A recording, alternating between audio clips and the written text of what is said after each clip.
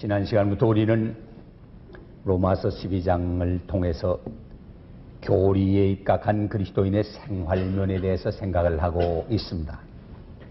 첫 시간으로 우리 몸을 하나님이 기뻐하시는 거룩한 사한 제사로 드리라는 권면을 받았습니다. 그러기 위해서 우리 그리스도인들은 이 세대 변화무쌍한 세상 유행보만 본받지 말고 우리 마음을 새롭게 변화받아서 하나님의 선하시고 기뻐하시고 온전하신 뜻이 무엇인지 분별하도록 하라고 하는 말씀을 들었습니다.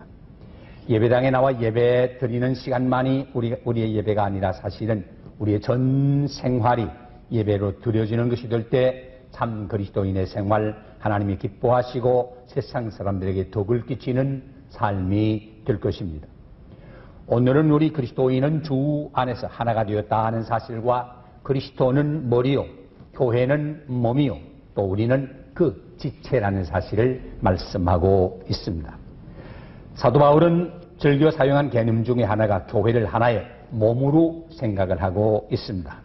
고린도전서 12장 12절부터 31절까지의 말씀을 보아도 그리스도는 머리요, 우리는 몸이요, 교회는 몸이요, 우리는 또한 그 지체라고 각 지체에게 맡겨진 일이 다 있는데 이 지체의 사명을 바로 감당하라는 자세한 말로 권면하는 것을 볼 수가 있습니다. 한 몸에는 여러 지체가 있습니다. 그런데 이 지체는 서로 다투지 말고 시기하지 않은 일도 없고 서로가 서로의 중요성을 인정하고 시비하지도 않습니다. 왜냐하면 우리의 몸은 다 한 유기체이기 때문입니다. 몸의 각 지체는 그 기능이 제 아무리 뛰어나거나 또 그 기능이 제 아무리 눈에 안 보일 정도로 희미해 보인다고 할지라도 각기 자기의 기능만 다하게 되면 되는 것입니다. 주님의 몸된 교회가 바로 그래야 된다고 하는 것이 사도 바울의 확신입니다. 그리스도의 교회가 각 지체는 지워진 임무가 다 있습니다. 그리고 그 각 지체에 해야 할 업무를 다하면서 협조할 때 교회 전체가 한 몸으로서의 사명을 감당할 수 있다고 말하고 있습니다. 가령 우리 몸에만 보아도 여러 지체가 있지 않습니까? 지체의 임무가 다 다른 것처럼 각자에게 맡겨진 독특한 임무가 다 있습니다. 가령 보세요. 우리 눈은 보는 일을 합니다. 눈이 아무리 좋다고 해도 냄새 맡는 일을 할 수는 없습니다. 냄새는 코가 맡습니다. 코가 아무리 좋아도 들을 수는 없습니다. 듣는 것은 귀가 듣습니다. 귀가 아무리 밝다 해도 맛을 볼 수는 없습니다. 맛보는 것은 입이 합니다. 가령 우리 몸의 지체들이 추운 겨울에 귀가 시려서 어떤 때는 막 이 귀 없었으면 좋겠다 할 때가 있을 정도로 귀가 떨어지게 시립니다. 그 귀 귀찮다고 생각해가지고 많이들 귀를 다 잘라버렸다 해보세요. 소리가 다 그냥 지나가기 때문에 하나도 들을 수가 없이 될 겁니다. 요사이 지금 과학이 많이 발전해서 우리 몸에 가지고 있는 것처럼 아주 훌륭한 기구 하나 발견한 게 소위 그 레이더입니다. 그래서 먼 데 있는 것도 다 듣고 보고 하는 일을 하는데 사실 이 아무리 레이더가 발전했다 하지만은 우리 귀만큼 발전한 것은 없습니다. 공중으로 지나가는 인파를 이 귀가 다 잡아서 고막을 진동시켜서 분석해서 뇌에 보고를 해서 무슨 의미인지 알아듣게 합니다. 귀만큼 레이더가 세밀할 수는 없습니다. 가령 이 눈을 보세요. 요사이는 카메라 렌즈가 많이 발달했다고 합니다만 우리 눈을 따라갈 수는 없습니다. 말하자면 우리 눈은 전자동입니다. 요새도 뭐 카메라 렌즈가 오토매틱이라고 있는데 자동 렌즈가 있는데 우리 주위가 어두우면 자동 렌즈의 조리개가 넓어져가지고 빛을 받아들여서 어두운 데도 볼 수 있지 않습니까? 밝은 데 가면 이 조리개가 줄어들어가지고 빛을 조금 받아가지고 밝은 세상을 볼 수 있게 하지 않습니까? 모두가 자동입니다. 또 그뿐입니까? 외부에 무슨 일이 생기게 되면 자동으로 눈을 깜빡해서 감아버리지 않습니까? 눈에 뭐 들어가지 못하겠지. 그럼 눈썹을 보세요. 이거 말하자면 방파제와 같은 역할을 합니다. 더구나 여름에 땀이 난다든지 장마철이 돼서 비가 내리게 되면 이 땀방울 물이 눈으로 직접 들어가지 못하도록 할 뿐만 아니라 다른 방향으로 흘러 내려가기 실이 눈썹 배열이 돼 있습니다. 눈썹에 있는 이 털이 만일에 머리칼처럼 아래로 내려왔다 하면 물이 그대로 눈에 들어가서 눈을 뜰 수 없이 돼버리고 말 것입니다. 우리 손을 보십시오. 손가락 5이 다 다르게 생겼습니다. 굵은 손가락이 있는가 하면 가는 손가락이 있습니다. 물건을 집을 때나 글을 쓸 때나 이 굵은 손가락에 받쳐주기 때문에 글을 1시간, 2시간, 3시간 쓸 수 있잖아요. 또 세밀하리는 새끼손가락이 있기 때문에 가는 거 있어서 하잖아요. 여러분 귀가 가려울 때 엄지손가락 갖다 긁는 사람 봤어요? 요 가는 걸 갖다가 긁어. 다 크기도 다르고 굵기도 다르고 요 칼도 다 다릅니다. 뭐 이런 말을 하려면 밤새껏 해도 부족합니다. 그런데 한마디로 말하면 우리 몸이 여러 지체가 있고 각 지체는 서로 다른 책임을 맡고 있는 것과 마찬가지로 우리 사회나 우리 교회를 보아도 각각 다른 지체로서 다른 의미를 맡고 있단 말입니다. 눈이 아무리 중요하다고 하지만은 한 몸에 눈이 둘이 면족하지 눈이 넷이 돼가지고 앞에 눈이 둘 있고 뒤에 눈이 둘 있다 한번 생각해보세요. 어느 눈을 보고 가야 될지 분간을 못할 겁니다. 입이 아무리 좋지만은 중요하지만은 하나 있어야지 이 입이 3개나 4개 있다 해보세요. 어느 입으로 먹겠습니까? 입은 하나요. 귀는 둘입니다. 어떤 이가 말한 것처럼 그 왜 입이 하나고 귀가 둘이나 말은 적게 하고 듣는 건 많이 하라. 그래서 입이 하나고 귀가 둘이다. 그래 의미 있는 해석이라고 생각합니다.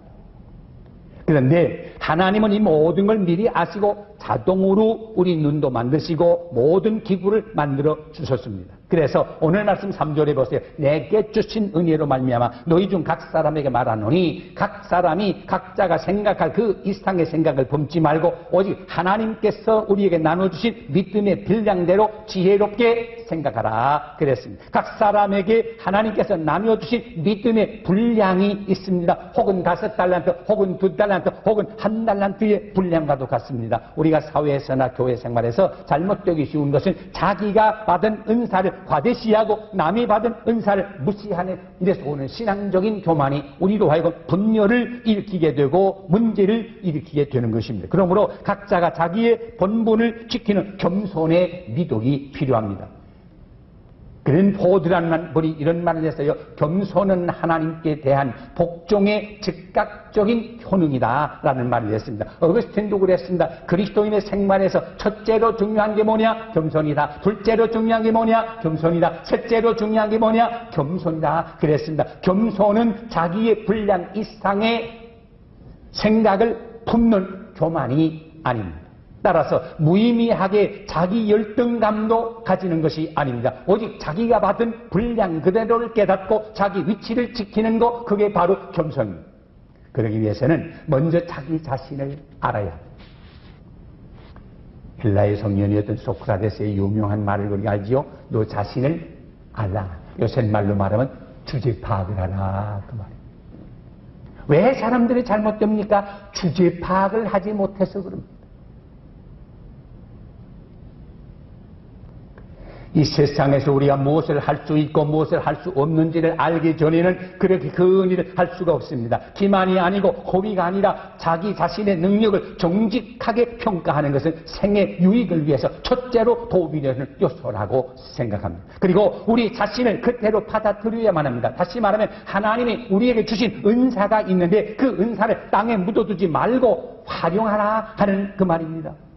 우리는 다른 사람의 받은 은사에 대해서 시기할 필요가 없습니다. 다른 사람한테는 왜 저런 은사 줬는데 나는 안 줬나? 그럴 필요가 없습니다. 우리는 좀 더 다른 은사가 내게 주어지지 않았다고 해서 불평하거나 후회할 필요도 없습니다. 우리는 우리 그대로를 받아들여야만 합니다. 그리고 내가 받은 은사가 무엇인지 그것을 잘 활용해서 개발해 나가야 할 사명이 우리에게 있습니다. 짐승과 인간이 다른 게 뭡니까? 짐승은 개발이 된 걸 모르잖아요. 그러게 짐승에게는 발전이 된 게 없잖아요.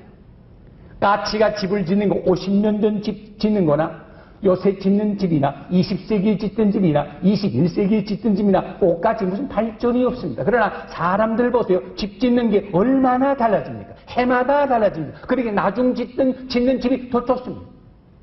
우리 예배당도 요 근래 짓니까 좋지요. 20년 전에 지어봤다 해서 이런 집은 상상도 못합니다. 하나님이 우리에게 주신 이성을 개발해서 발전시키고 개발할 사명이 우리에게 있습니다. 어떤 교육학자가 그런 말 했어요. 사람들이 보통 자기에게 주어진 탤런트를 얼마나 개발하나. 보통의 경우에는 한 30% 정도 개발하고 나는 다 개발했다라고 말한다고 합니다. 그런데 천재는 얼마나 개발하나? 100% 개발한다고 합니다. 그런 의미에서 우리 모두에게는 우리 안에 천재가 잠자고 있는데 이 천재, 고인을 깨워야 합니다. 개발해야 합니다. 이게 우리 인간에게 주어진 특권입니다.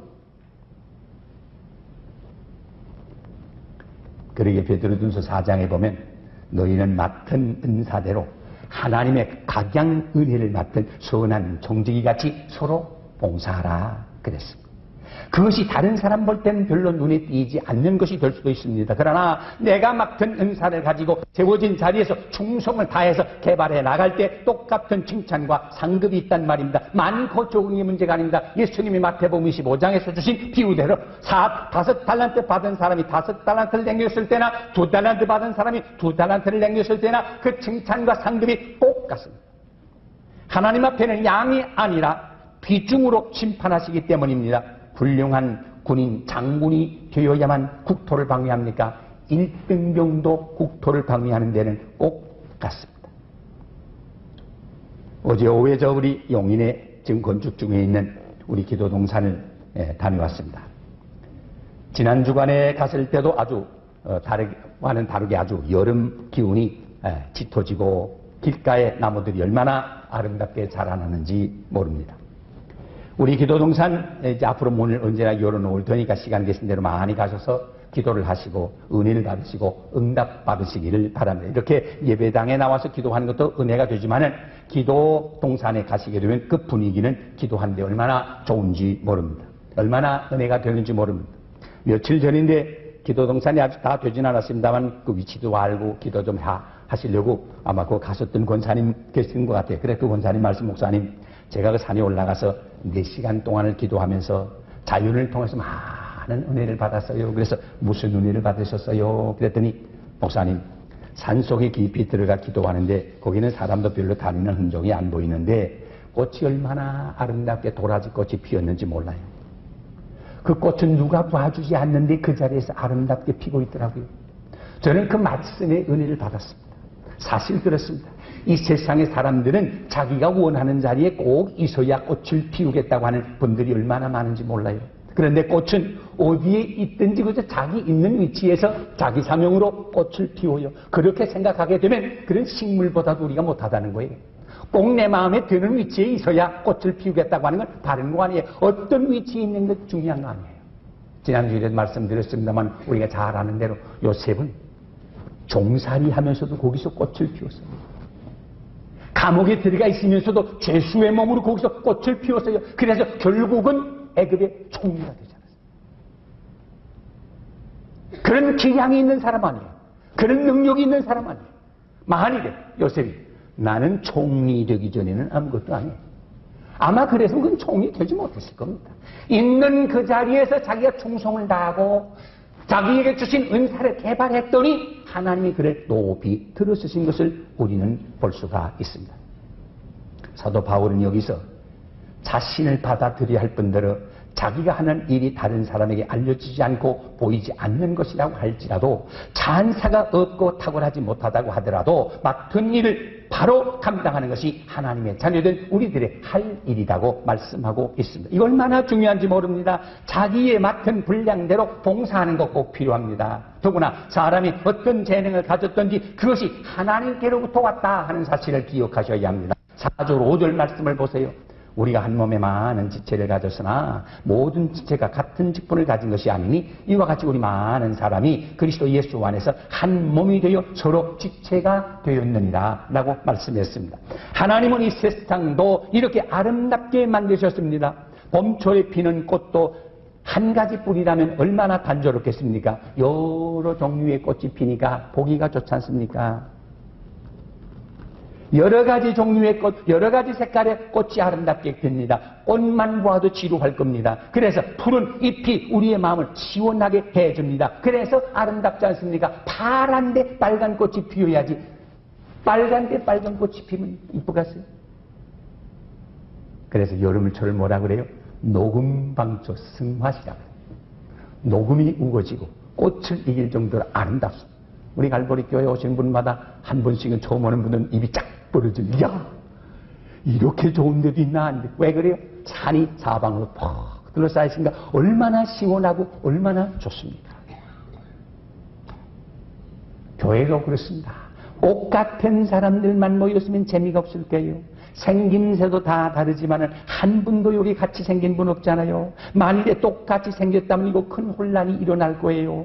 하나님은 그렇게 아니하셨어요. 다 다르게 생겼기 때문에 아버지도 알아보고 아내도 알아보게 됐어요. 성품도 그래요. 생긴 것이 모두 다른 것처럼 그 성품이 다 다릅니다. 교회를 인도해 가면서 느낀 바이지만 모두가 똑같은 생각만 가지게 된다면 좋을 것 같지만 사실은 재미가 없을 거예요.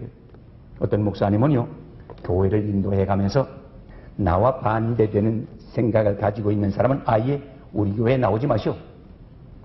뭐 그럴 수 있죠. 그래서 목사가 생각하고 격려하는 대로 아무 말 없이 따라오기만 하면 일하기 쉬울지 모르겠어요. 그러나 그건 멋이 없는 교회입니다. 재미가 없을 겁니다. 저는 그런 것 바람직한 것이라고 생각합니다. 왜냐하면 하나님은 우리 인간을 창조하실 때 모두 다 다르게 하셨는데 다른 게 당연하지. 꽃 같은 이상할 겁니다. 그것은 독재를 해서 입을 막아놓는 일이죠. 독재가 다른 거 아니에요. 반대되는 생각이 있어도 말하지 못하게 막아버리는 거 독재예요. 정치가가 독재하려면 반대되는 사람 있으면 집어넣으면 돼요. 독재는 자신 없는 사람들이 하는 겁니다. 교회도 독재하는 방법 있어요. 뭔지 아세요? 하나님의 종 건드리면 벌 받습니다. 그럼 교인들이 괜히 건드렸다가 벌 받을까봐 두려워서 건드리지 못합니다. 이건 교회 독재하는 법입니다. 그러나 바람직한 건 아닙니다. 그렇다고 해서 뭐 이런 목사 자꾸 건들라 하는 말은 아닙니다. 교회는 일치라는 말을 오해하면 안 됩니다. 보이는 인간의 교회는 피차 협력하는 중에 그리스도의 하나의 교회에 이바지해서 그를 경송하는 것인데 거기에는 자기를 지키는 동시에 남을 소중히 여기는 정신이 꼭 필요합니다. 이것을 영어로 말할 때 Unity in Diversity라는 말을 씁니다. 다양성 안에 단일성. 우리는 다 다르지만 그리스도 안에서 한 몸이 됐다 하는 말입니다. 목사와 집사의 생각이 다를 수 있습니다. 그러나 그리스도의 뜻을 생각하면서 그리스도 안에서 우리의 생각을 모아가는 것, 그것이 아름다운 것입니다. 6절을 보세요. 우리에게 주신 은사대로 받은 은사가 각각 다르니 그랬습니다. 여기 은혜라는 말을 헬라 말로 카리스라는 말을 쓰는데 값없이 주시는 사랑을 뜻한 말입니다. 또 은사라 하는 말은 카리스마라는 말을 쓰는데 은혜로 주신 선물이라는 말입니다. 은혜를 주시는 하나님은 같지만은 은사의 정도는 다르고 따라서 그 은혜의 선물도 다릅니다. 전에 그리스도 소문 그런 말을 했어요. 은혜는 통일적으로 내리지 않고 받는 사람의 정도에 따라서 그것을 받으려는 내어 미는 믿음의 그릇의 크기에 알맞게 흘러내린다라는 말을 했습니다. 사도 바울도 우리가 어떤 재능을 가졌든지 그것은 하나님께로부터 오는 것이라고 말하면서 이 은사 카리스마는 인간의 노력으로 얻을 수 없고 하나님이 인간에 주시는 그 무엇을 말하면 이것은 하나님께로부터 주어진 것이기 때문에 이것을 개발해야 하는 선물이고 일신상의 은사가 되는데 사실은 인간의 생 그 자체가 그런 것입니다. 가령 누구나 다 평생을 두고 피아노를 연습할 수는 있습니다. 그러나 아무리 피아노를 연습해보세요. 아도프 루빈스타인과 같은 피아니스트가 되기는 어렵습니다. 누구나 열심히 바이올린 연습을 할 수가 있습니다. 그러나 그렇다고 해서 자사 하이피치와 같은 세계적인 바이올리니스트가 된다는 건 어렵습니다. 원하시면 노래 연습을 하실 수 있습니다. 그러나 마리아 칼라스나 스테파노나 바바로티 같은 세계적인 성악가가 연습한다고 꼭 되는 건 아닙니다. 이와 같은 세계적인 유명한 사람들은 연습도 하지만 그보다도 하나님이 주신 그 카리스마, 은사가 있는데 이 은사를 개발하니까 최종을 불허하는 세계적인 사람이 되는 것입니다. 그러므로 제일 중요한 건 뭐냐? 하나님이 나에게 주신 은사가 뭔가 하는 걸 먼저 찾아야 합니다. 어떤 엄마는 그 바이올린 친 거 참 좋더라. 우리 애도 바이올린 시켜야지. 그건 내 욕심이지 바이올린 시킨다고 바이올리니스트가 되는 거 아닙니다. 나는 그저 변호사가 되는 거 좋더라 해서 우리한테 법대 댕기다. 법대 댕긴다고 해서 다 변호사가 되고 판사가 되는 거 아닙니다. 어떤 분은 그저 은혜 받았다. 야, 너 목사 되라 그래. 은혜 받았다고 해서 다 목사가 되는 거 아닙니다. 그러다 큰 망신합니다. 각자에게 받은 은사가 있습니다. 이 은사가 뭔 걸 알아야 돼요. 부모가 알아는 뭡니까? 내 자녀에게 주신 은사가 뭐나 하는 걸 빨리 발견해주면 빨리 발견할수록 성장이 빠르고 다른 사람보다 앞서는. 어떤 분은 학교 갔다 오면 그림 그리는 데 가서 그림 그리면서 미술가가 되라, 피아노 치는 데 가서 피아니스트가 되라, 체육하는 데 가서 태권도 배워라, 뭐 이것저것 해서 하루 종일 이것저것만 하다 마는데 이것도 안 되고 저것도 안 됩니다. 한 가지 은사가 있어요. 이걸 잘 개발해서 추종을 불허할 수 있는 훌륭한 사람을 키우는 거, 요거 부모가 하는데 요 카리스마. 이번 월드컵 선수 때, 축구 때 우리 선수들이 잘해서 우리 선수들 가운데는 가지고 저기 소위 청년들 사이에 그 선수한테 카리스마가 있다고 해요. 그래서 보기만 해도 척척 붙어갈 겁니다. 하나님이 그에게 주신 은사입니다. 물론 연습 많이 했습니다. 그러나 대한민국 선수 중에 그 사람만 연습하고 다른 사람 안 합니다. 그러나 그에게는 그런 카리스마가 있습니다.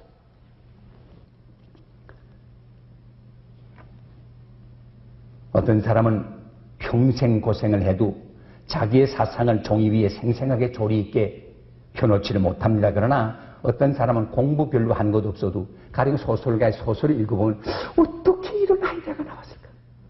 그분이 무슨 문학 박사가 된 것 아닌데 그저 초등학교만 나왔는데도 그렇게 놀라운 상상력을 가지고 글을 써가지고 놀라운 소설을 쓴 거 볼 수 있잖아요. 이건 은사입니다. 여러분 분명히 들으세요. 사람은 누구나 하나님께로부터 받은 나의 카리스마, 은사가 있다는 사실을 믿으시기 바랍니다. 우리 구원사님 앉아 계십니다만 매주나 꽃을 꽂을 때 매주는 못 본다면 거의 다 내가 있을 때마다 나와 꽃 꽂는 거 보고 나는데 연세도 좀 높으신 분인데 이를 왜 기도하고 하나님이 은사를 줘가지고 기발한 아이디어를 늘 꽂아서 우리 꽃교회 와본 분들, 처음 와본 분들은 야, 그 갈보리교회 꽃 꽂은 참 놀랍다 그래. 어떤 교회 가면 늘 그리 비슷비슷하다. 왜? 그것밖에 모르니까. 그러나 새로운 아이디어가 자꾸 나와야 되는 이건 카리스마. 내게 주신 은사가 무엇이든지 간에 각자가 그 은사를 가지고 있다는 걸 인정하고 내게 주어진 이 카리스마 은사가 무엇인지 미리 발견하고 그것을 잘 개발시켜 나가면 훌륭한 일꾼이 될 수가 있습니다. 그러므로 우리에게 하나님이 주신 이 카리스마가 무엇인지 최대한 사용해서 자기 명예가 아니라 전체의 유익을 위해서 도모하는 것이 우리에게 주어진 의무인 동시에 하나님이 주신 우리 특권이라는 사실을 꼭 기억해야 합니다. 여기 가령 사도 바울이 언급한 은사를 보세요. 예언의 은사가 있느냐? 하나님의 말씀의 권위를 가지고 하나님의 메시지를 잘 선포하라. 섬기는 은사가 있느냐? 가장 위대한 것은 다른 사람을 섬기는 일인데 받은 은사대로 잘 섬겨라. 가르치는 은사가 있느냐? 그리스도의 메시지가 선포될 뿐만 아니라 이걸 잘 설명해서 알아듣게 해야 하는데 이 은사를 개발하라. 권하는 은사가 있느냐? 위로한다는 말입니다. 우리 교회 권사님들, 구역장님들 이거 다 권하는 은사 아니에요? 그래서 약해진 사람들, 흔들리는 사람을 잘 붙들어주는 게 우리 책임이고 이것도 은사예요. 구제하는 은사가 있느냐? 성실한 마음으로 하라. 그래서 물건을 주고 돈을 주는 것만 가지고 아니라 그 사람의 마음을 뜨겁게 사랑으로 전달하게 하라 그 말입니다. 다스리는 은사가 있느냐? 다스리는 사람은 열심을 가지고 부지런히 하라 그 말입니다. 긍휼을 베푸는 자가 있느냐? 즐거움을 하라 그랬습니다. 선은 적극적이어야 하기 때문입니다. 친절한 마음으로 긍휼을 베풀란 말입니다. 우리가 다른 사람의 잘못을 용서할 때 비판과 모욕의 태도로 하지 말고 나도 같은 죄인 것을 기억하면서 용서해야 한다는 말입니다. 조지 파이필드라는 목사님은 이런 말을 했습니다. 하나님의 은혜가 아니었다면 나도 저 사람처럼 되었을 것이다. 저건 멸망의 자식이다 라고 손가락질하고 저주하지 말고, 나는 하나님의 은혜를 입었기 때문에 저렇게 되지 않고 오늘 구원받은 걸 생각하면 얼마나 감사하나. 하나님의 은혜가 아니면 나도 저 사람과 꼭 갚아줬을 거다.